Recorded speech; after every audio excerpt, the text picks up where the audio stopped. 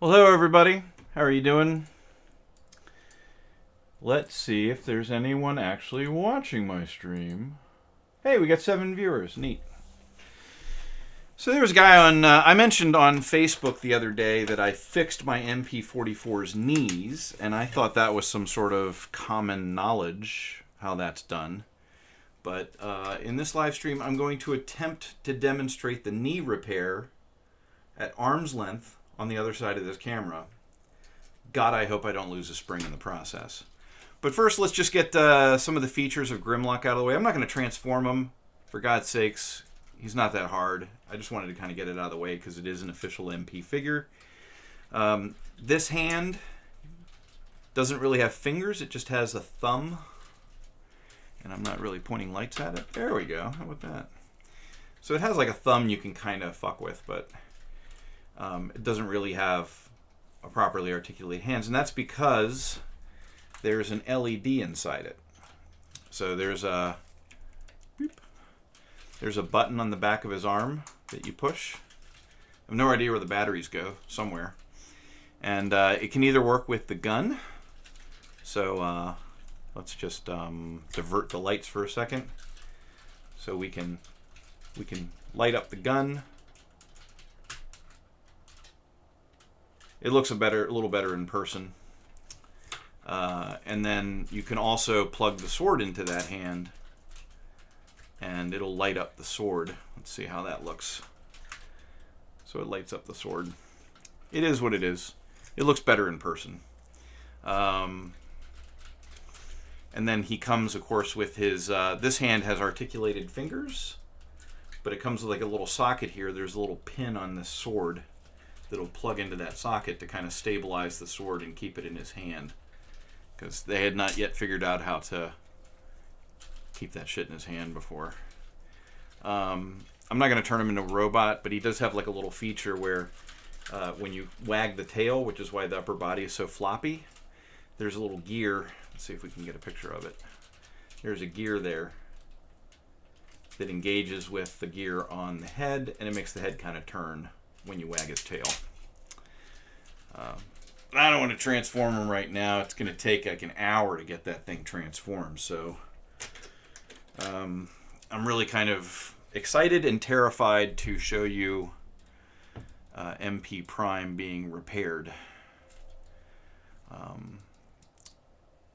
The glue that I had put on the joint had set, and so I already cracked a joint on one leg, and I'm trying to remember how I'm going to know which one is which. The first thing we're going to do is we're going to kind of disassemble the joint. So we need to pop all the things loose that hold the joint together. I think this is the joint I worked on. Boy, is it hard to tell. Yeah, this is the one. So you want to get to the joint. You want to get the joint to this sort of state where you've popped it open. It's really blooming there. I don't know if I should change my exposure or what. It's a really white part, unfortunately. I'm trying to pull the lights back a little bit, but the parts really come through white. Anyway, so what I'm going to do is I'm going to take a small screwdriver and I'm going to remove the 4 screws on the back of his thigh. And we just want to make sure my screwdriver kit has like a little case, and so I always just put the screws in the case. And one thing you can do if you're really paranoid and you want to be really careful is lay out a piece of Scotch tape and then use Scotch upside down. Lay out a piece of Scotch tape sticky side up, tape it to a surface, and as you remove the screws, just put them in order stuck to the tape. That'll help you keep from losing them. But there are springs, so we want to be careful. We just want to remove the screws one by one. Don't lose them. I'm not even pointing at it. I'm sorry. I was just removing a screw. No big deal. But there are 4 of them on the back of the thigh. And like any screw, they can be a little tricky. But you don't want to lose any of the parts to this. In fact, I know I kind of traditionally use the gloves, but I can't take it anymore. I turned off the AC here in my office. We're about the only room in my house that has AC because I don't want it making noise during the broadcast, but it's going to get hot in here and I'm going to hate it. But we're just going to get the screw screwed out to the end and pluck it out. So now I've got 4 screws from the back of the thigh. And we're going to remove this, and we're just going to be really careful because when we remove this, and God, I wish it wouldn't bloom like that. How do I? That steps it down enough, I think. When we remove this part, there is a spring-loaded piece in here, and it's probably going to stay put when we remove the part. You just want to be aware of it, and you don't want to screw up and lose it. So I'm just going to peek in here. So you see the spring there. So there's a spring, and it's pushing this pin, and then there's a partial gear that's the primary knee joint. So when you click the knee, the part of the knee that you perceive clicking, if yours is broken, is that part. I'm going to take a flathead screwdriver. I'm just going to put it in the spring towards the top.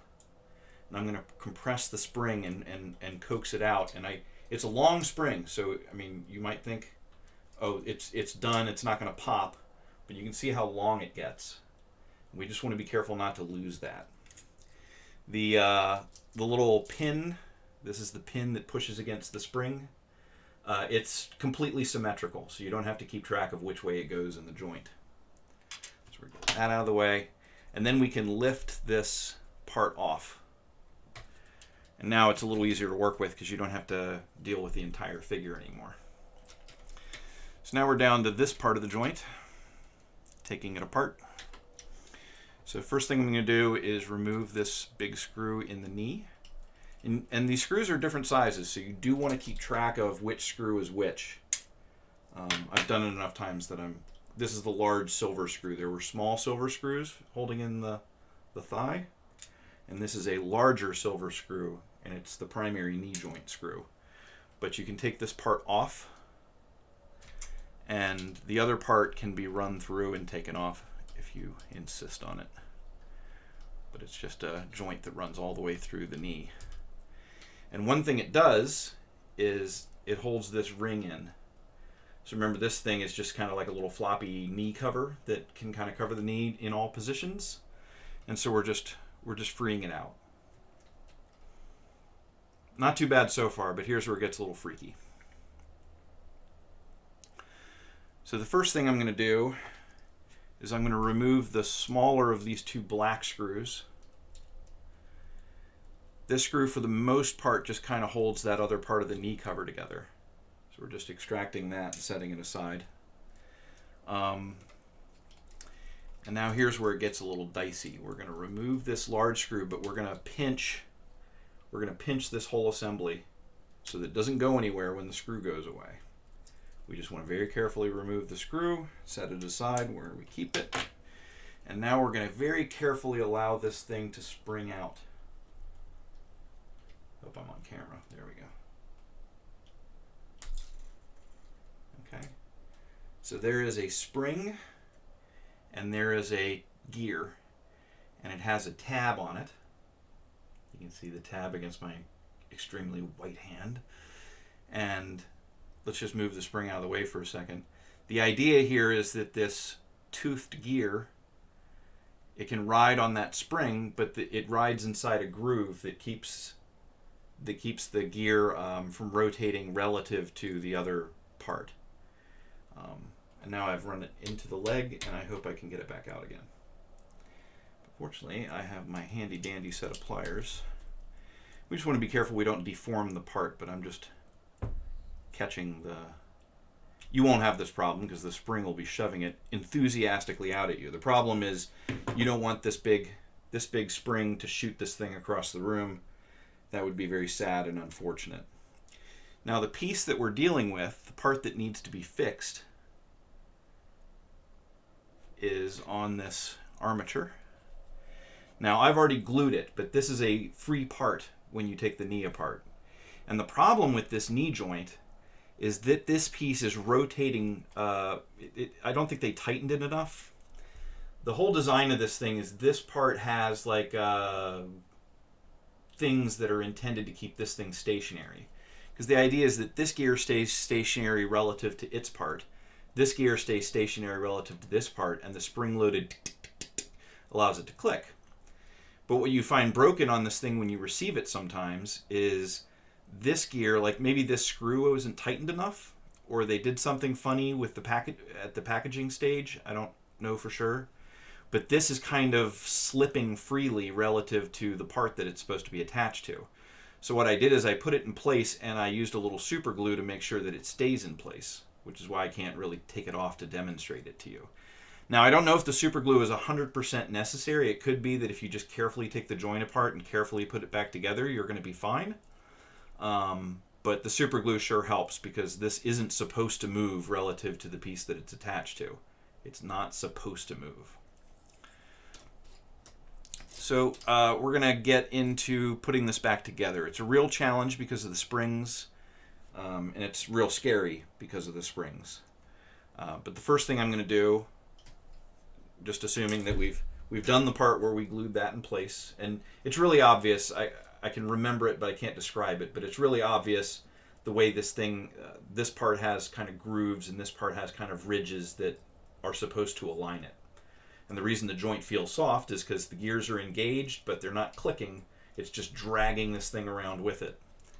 And so now that it's fixed in place, we got to put it back together. So we're going to put the screw where it's supposed to be there. And we're going to take this gear. You see the notch that it's supposed to go in? You see that notch there around the edge? And this is the tab that goes in that notch. So we're going to press this down into the notch. And then, unfortunately, it's a little freaky, but we got to press it down and hold it in like with a thumbnail. Oh my God. That's the freaky part. Fortunately, I very carefully listened to where it bounced. One thing you can do when you're doing a project like this is you could take a laundry basket and put a blanket in it, and then do the entire thing reaching into the laundry basket, so if anything pops loose, there's a chance it'll get caught on the blanket and not go bouncing across the room. But this stupid thing is freaky. It's a strong little spring, and you have to get it in and under control. We have to make sure that this is on here, and then we can take this part and we can put it in place, catching the spring. And you just want to make sure it goes back into the little ridge, the little notch. It is such a pain in the ass to do this. Ugh. Alright, well. I think you get the idea. I've got to put the light down, and I've got to do this right in front of my face, or I'm going to screw it up again. But I can't do it at arm's length the entire time. I've got to get the screw under control, the spring under control. You got to line this part up.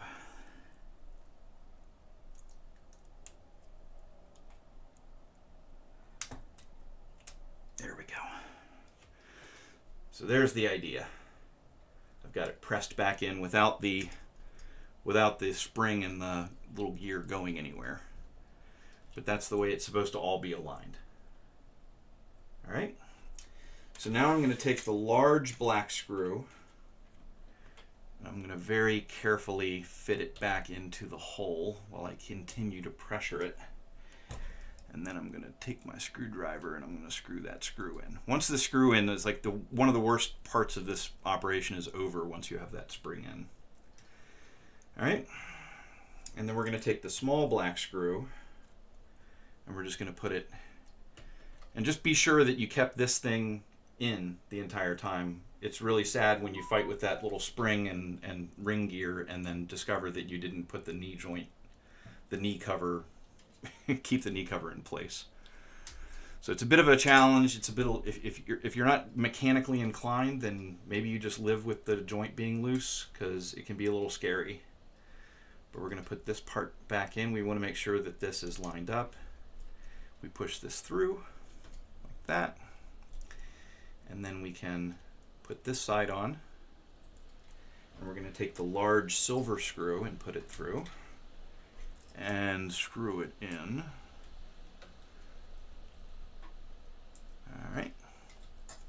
That's that part of the joint. Let me make sure that nobody has made any important... I mean, you've all made very important contributions, but...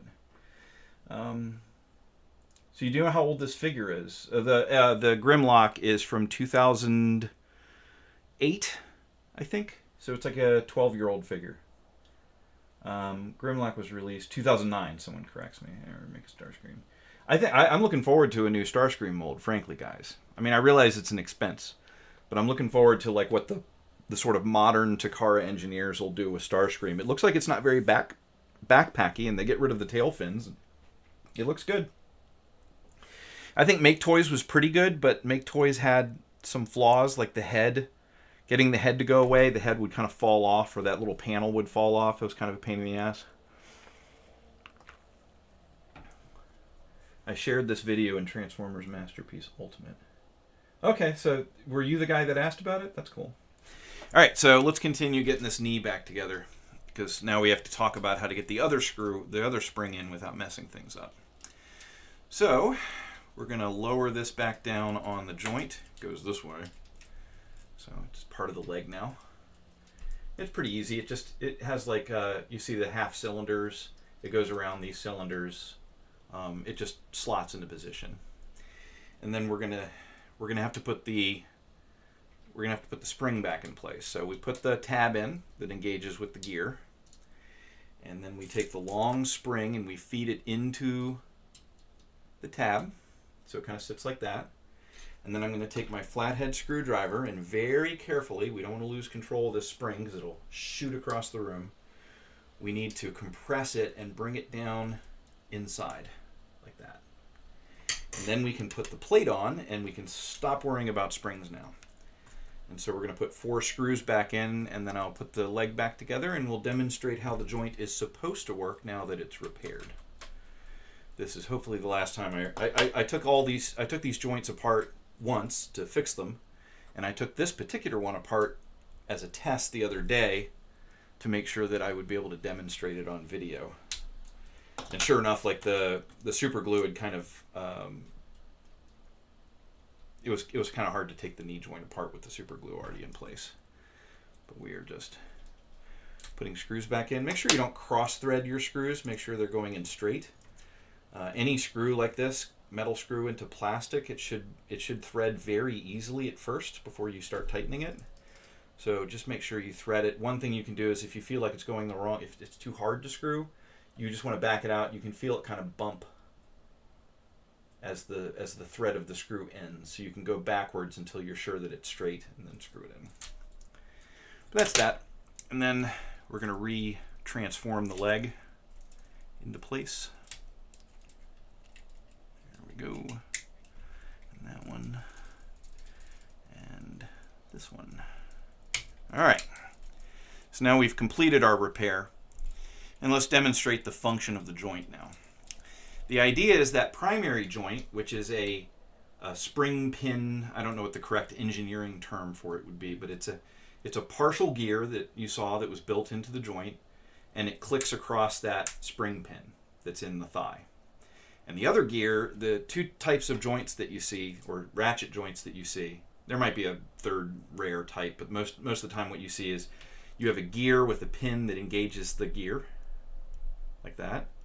And the other type is you have 2 gears that are geared, and one of them is spring-loaded, like we went over in the inner joint. So both of those are represented here. But the inner one can't move right now because this, remember this is the part that we glued in place. It's got like a little L to it, and it's pushing against just flat plastic right now, so that joint won't move except when it's broken. When it arrives and this is loose, it does move, which is the whole problem. But now that it's fixed, it won't move.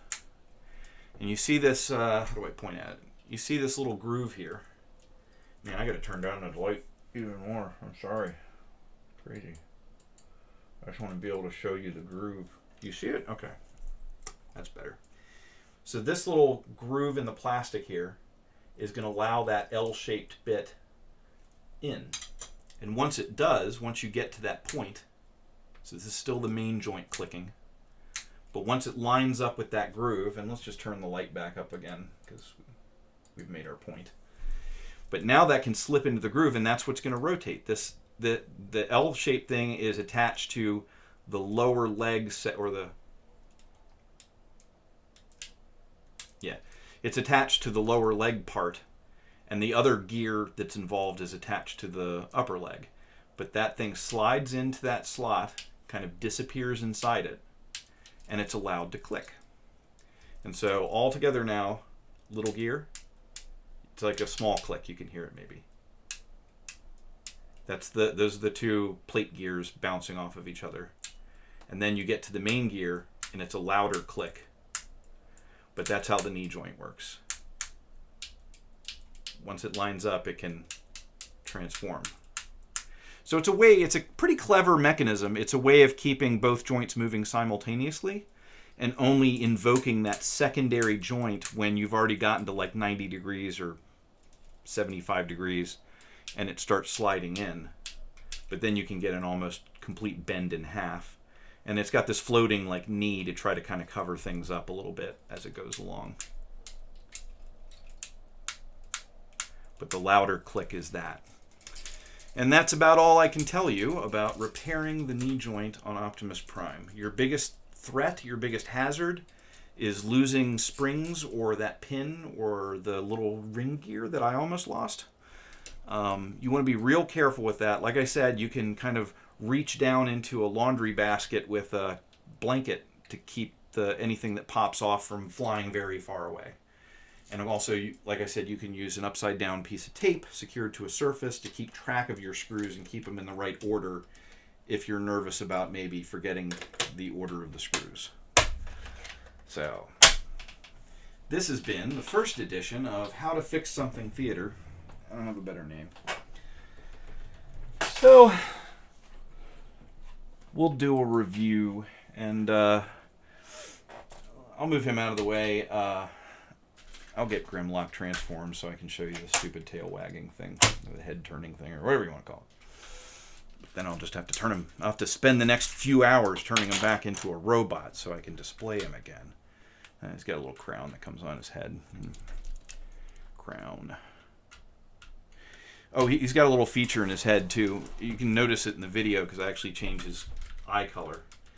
But he's got a red visor, and there's a little lever here, and it rotates the visor up. I'll put it halfway so you can get a feel for what it looks like. But you see there's blue on the bottom and red on the top because we're flipping this little thing down. And it switches his eyes to blue, shiny blue. And then you flip the little lever up, and it's shiny red. And the lever itself is actually kind of shiny red too, chrome red. So that's it for the robot mode features.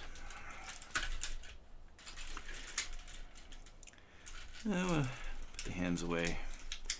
But I need to, my head doesn't turn very well right now because I slept funny and I got a stiff neck. I'm falling apart. We're all dying slowly. Let's see. Have you seen the new Siege series that released today? What, you talking about there was previews that were released today? I'll go to Transformers World 2005 and see if they've got a news article about it.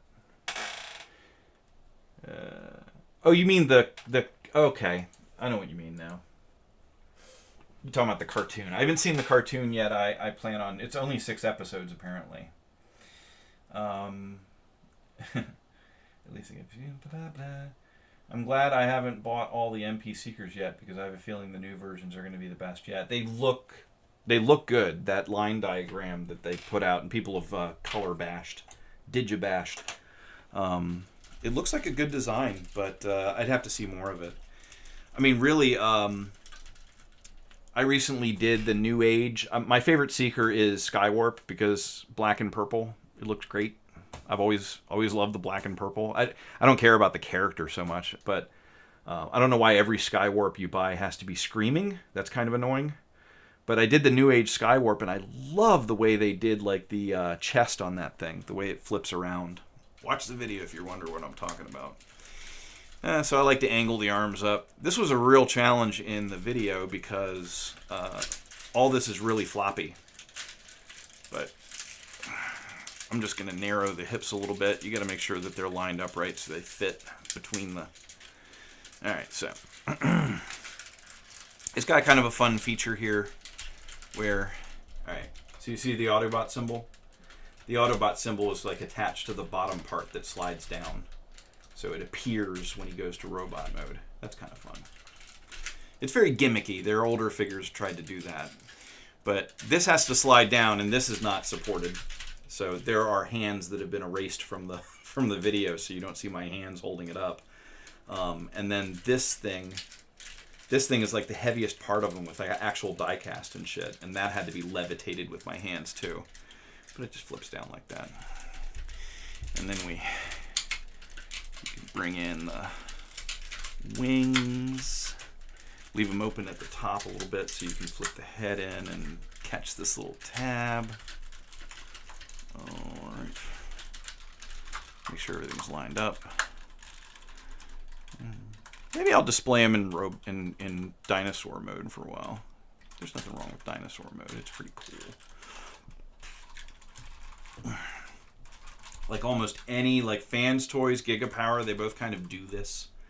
I don't know if that means Hasbro innovated it, but it's probably not the first figure that did this.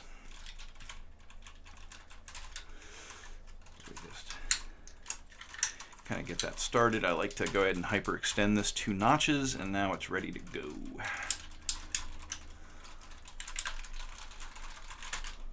There we go. That flips into place.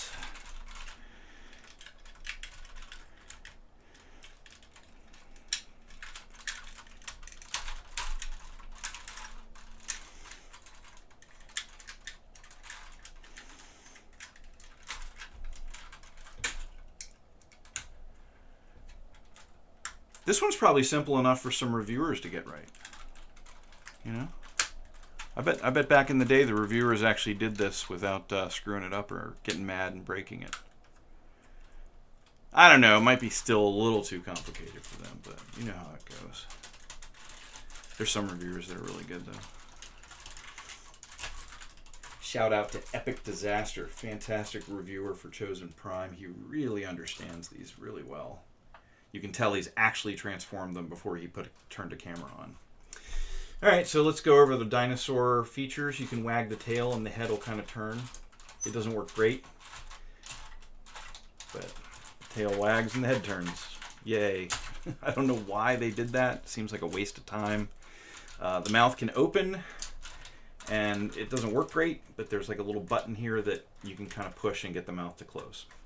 And then finally, the top of the head flips up, and you can rotate around the eyes to blue. And so now he's, I guess that's friendly Grimlock. I don't know how it works. We'll leave that up, so that's the YouTube picture. Because this was the Grimlock video, after all. Have you seen the new when you mention the fins, do you mean the sort of samurai swords on his hips in the first version?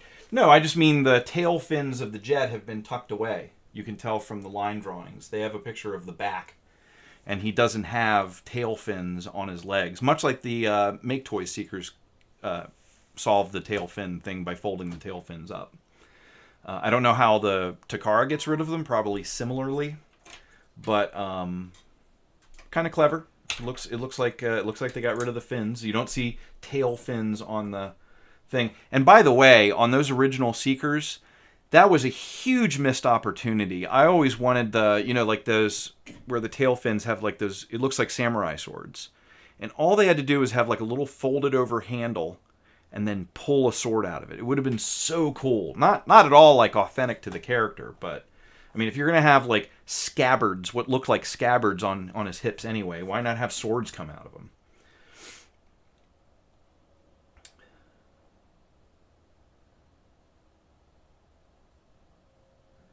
Anyway, so maybe kind of a short video today. We're at 30 minutes, but we reviewed how to fix Prime's knee. I hope that helps somebody out there who's intrepid enough to give it a try. It can be a little scary with those springs popping out at you. Be aware of them. Putting that one part back together again while holding the spring can be a real challenge. You might be able to use gently use the blade of a knife to hold that gear in. But if it slips, that you saw it happen live. that that little ring gear will, if you're lucky, just the ring gear will bounce across the room. If you do it in a room with carpet, you're not going to hear it tap. You're not going to hear it hitting the floor like I did, and you're not going to have a chance of hell of finding it very quickly. But if you're brave and you take precautions and you maybe do the thing where you reach down into a laundry basket with a blanket to keep things under control, then even if you lose control of the ring gear, hopefully it doesn't go clear across the room. Do I think there's going to be a waist rotation on the new Starscream? I'm going to say yes. And mostly based on the fact that Takara seemed to be giving a huge amount of priority to proper articulation, butterfly joints, high articulation figures. So since Takara's primary goal seems to be an accurate cartoon mode, at least from the front, till you see maybe a backpack, maybe a little backpack. Or if you're MP45, a really big backpack. But since their priority seems to be cartoon accurate figure, with high levels of articulation, I wouldn't be surprised if that Starscream has butterfly joints, a waist joint, everything you would want, double jointed knees, everything you would want for articulation, unless they've really changed their approach. I don't think they have. So just based on prior performance, I would say that there's going to be a waist rotation and a double jointed knees and butterfly joints in the shoulders. There's your answer, Nelson Film Studio. You heard it from me. There's going to be a waist rotation. With the Starscream, with that kind of mold where you put the cockpit where it does, it can be challenging to get a waist rotation in there. Make Toys managed it. Not much of one, but at least it was ostensibly a waist rotation. But no, I mean, like based on Prime, I would say that it'll even have, once you pop this, Prime even has an ab crunch, so... even Bumblebee, I think, has an ab crunch, so they're pretty serious about that. Any other questions, people?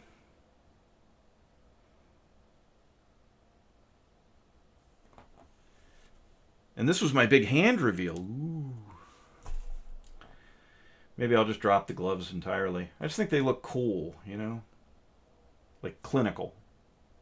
Instead of getting my fingerprints all over everything.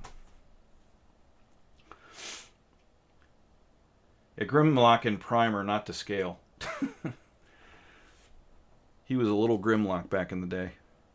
And what's funny is he came out before MP10. He's MP8. And then Rodimus came out MP9. And then they actually kind of changed directions. And you got MP10 Optimus. MP11 was Starscream, which seemed like kind of a holdover from the previous MP approach, the scale. And then you went off to the race with MP12 Lambor. They kind of scaled everything so that the cars and the robot would be right. So it's strange that this thing came out in an era where your Optimus Prime at the time was MP1, a gigantic figure. So he was a pretty shrimpy Grimlock even for his day. Well, if they're teasing the Starscream, I would say Starscream is probably next. I would think they would have teased, if there's anything between, RC and Starscream, I would think that we'd already have seen a tease for that too. So. Well, MP44 already did the video. I already have like a stop motion of MP44, and I already have a live stream on MP44, so go watch them. The next video is going to be Fans Toy Sheridan, which I just got in this week. So Fans Toy Sheridan this Sunday, and then next Sunday you can expect the Kang Toys Land Bowl. And then I don't know. I don't know what's next. I've paid for Show Z. I paid for the Transform Element Mirage, whatever they call it. I paid for it like 2 weeks ago. They've been saying it's in stock for a week, but it's still, there's no tracking yet. So they're really slow to ship. I don't know if they're trying to imitate like some of the big boys, like Big Bad Toy Store is really good about not shipping things right away. It adds to the allure, you know, like you don't want to pay for something and have it ship right away. Then you go to like Chosen Prime, you know. it gives that mystique, like, oh, I paid for something and now they're going to just not ship it for several days or a week or whatever. They're really driving me nuts with that shit. Yes, the Warpath figure. But presumably at some point they're going to ship Transform Element Mirage, and then I'll presumably get it.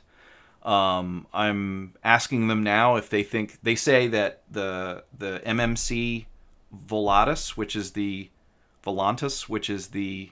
MMC all-in Bruticus, what's the space shuttle's name? Shit. Blastoff. They say that's in stock, but who knows how long it's going to be before that starts shipping.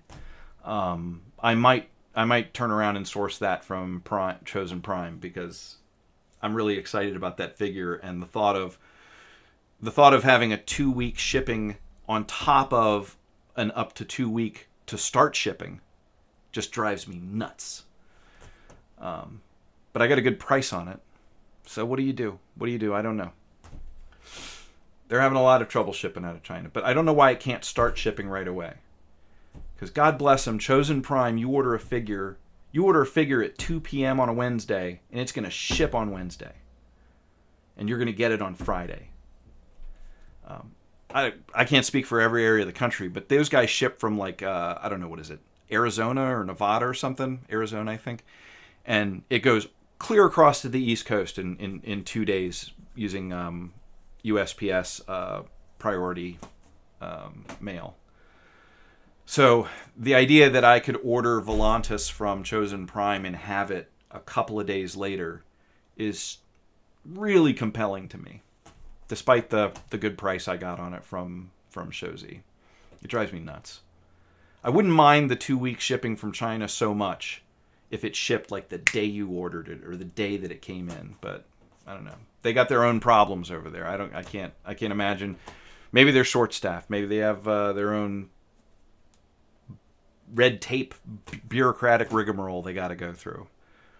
Maybe they can't start shipping it until something else happens. I don't know. But it's so frustrating when you're excited about a figure. Yeah, scale reboot. That's a good thing to call it. No, I didn't make a video on Farage because I don't have a Farage. I'm not too interested in tracking it down. If anyone has a Farage they want to loan me, you can reach out to me. I've had people loan me things before. I haven't had any complaints. I haven't destroyed anybody's shit. So if you're brave, you have a Farage, you send me the Farage. I very carefully make a video. You get credit. I credit you in any way you want to. One guy wanted me to promote his Instagram handle. And another guy wanted me to promote, what was it? He was the guy that loaned me the Big Spring. He wanted me to promote some obscure old picture sharing thing. You can see it on the video. I promoted it. But yeah, someone would have to loan me a Farage. I don't feel like I'm going to go out of my way to track that down. It looks a little fiddly, and it's like the wrong scale.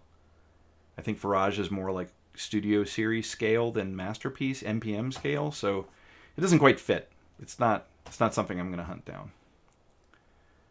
I mean, shit, I'd do El Cid, that terrible rendition of Last Night Prime, just because it looks irritating and fiddly, and there's got to be like a best way to do that. It would be kind of interesting to figure out. But again, I ain't going to buy El Cid. I don't care. I don't care if it goes on sale. It doesn't look great. But if you're one of those poor benighted souls that actually owns an El Cid, you can contact me and I could borrow it from you.